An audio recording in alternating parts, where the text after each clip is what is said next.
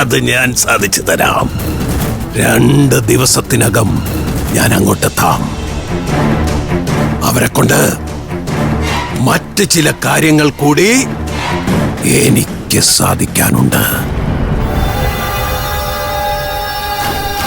ആ ഊമപ്പെണ്ണിന്റെ കാര്യത്തിൽ തമ്പിക്കൊട്ടും ആശങ്ക വേണ്ട. ദിവസങ്ങൾക്കുള്ളിൽ അവൾ ഈ ഉഗ്രസേന അഘോരയുടെ വരുതിയിലാവും.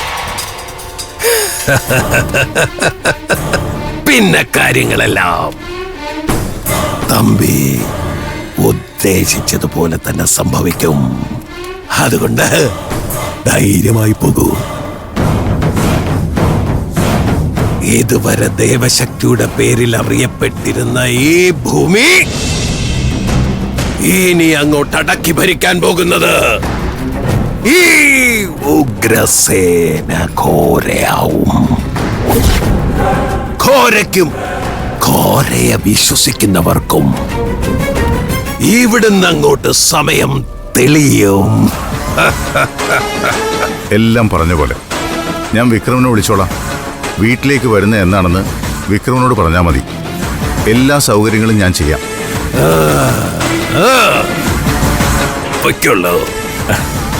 ശരി, പോകാം.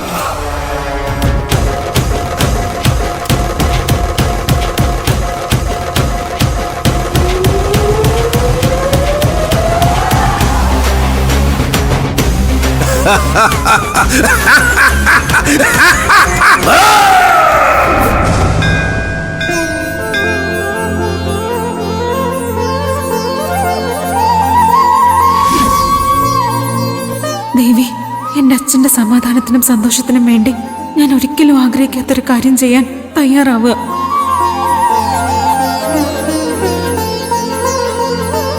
ആ ഗഗനുമായിട്ടുള്ള വിവാഹത്തിന് ഞാൻ സമ്മതിക്കുക.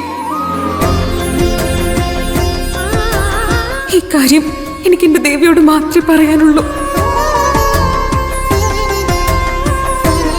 വിദ്യാമ്മയോട് പോലും ഞാൻ ഇതിനെപ്പറ്റി പറയുന്നില്ല.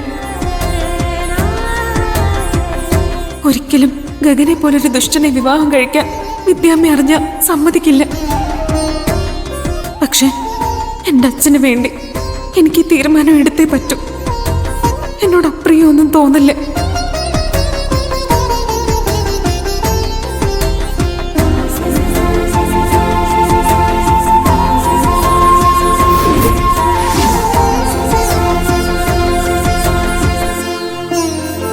മോളെ, മോള് ദേവിയോടെന്തോ സങ്കടം പറഞ്ഞിട്ട് പോവാണെന്ന് തോന്നല്ലോ. മോൾ എനിക്ക് വേണ്ടി ഒരു ഉപകാരം ചെയ്യാമോ? ഓ, മോക്ക് സംസാരിക്കാനാവില്ല അല്ലേ?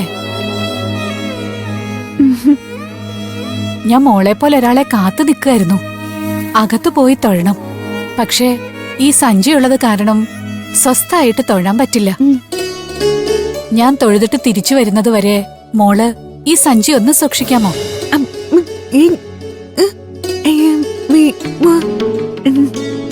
ഇല്ല, ദേവിയെ കണ്ടൊന്ന് തൊഴണം. ഒന്ന് പ്രദക്ഷിണം വെച്ച് ഞാൻ അപ്പോഴേ ഇങ്ങി വരും.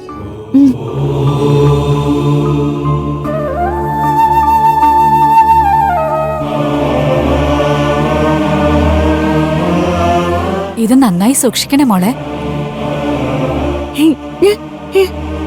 ഇതില് കുറെ കാശും ആഭരണങ്ങളും ഒക്കെ ഉണ്ട്. എന്റെ തറവാട്ട് വക സ്വത്താ.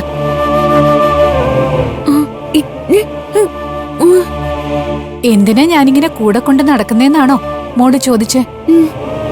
ഇത് വീട്ടിൽ വെച്ചിട്ട് പോന്നാ ഇതിന്റെ പേരില് മക്കളും മരുമക്കളും തമ്മില് എന്നും കലഹ. അവർക്ക് കൊടുക്കാനുള്ളതും അതിലധികവും ഞാൻ കൊടുത്തു കഴിഞ്ഞു. പിന്നെയും മിച്ചം വന്ന ഈ സ്വത്തിലാ എല്ലാവരുടെയും കണ്ണ്. അതിന്റെ പേരില് തമ്മിത്തല്ലും ബഹളവും ഒക്കെ നടക്കും. അതുകൊണ്ട് അവരാരും അറിയാതെ ഞാൻ ഇതും കൊണ്ട് വീട് വിട്ടിറങ്ങിയതാ. എന്തിനാ ഈ സ്വത്ത് കാരണം അവരുടെയൊക്കെ മനസമാധാനവും ജീവിതവും ഇല്ലാതാക്കുന്നത്? പുണ്യസ്ഥലങ്ങൾ സന്ദർശിച്ച് ഈ സ്വത്തുക്കൾ അർഹതപ്പെട്ടവരെ കണ്ടെത്തി അവർക്ക് നൽകണം. അതാ ഇനി എന്റെ ആഗ്രഹം. അതിനാ ഞാനിതിങ്ങനെ കൂടെ കൊണ്ട് നടക്കുന്നത്. അമ്മ പോയി തൊഴുതിട്ട് വരട്ടെ മോളെ. മോളിത് സൂക്ഷിച്ചോണേ.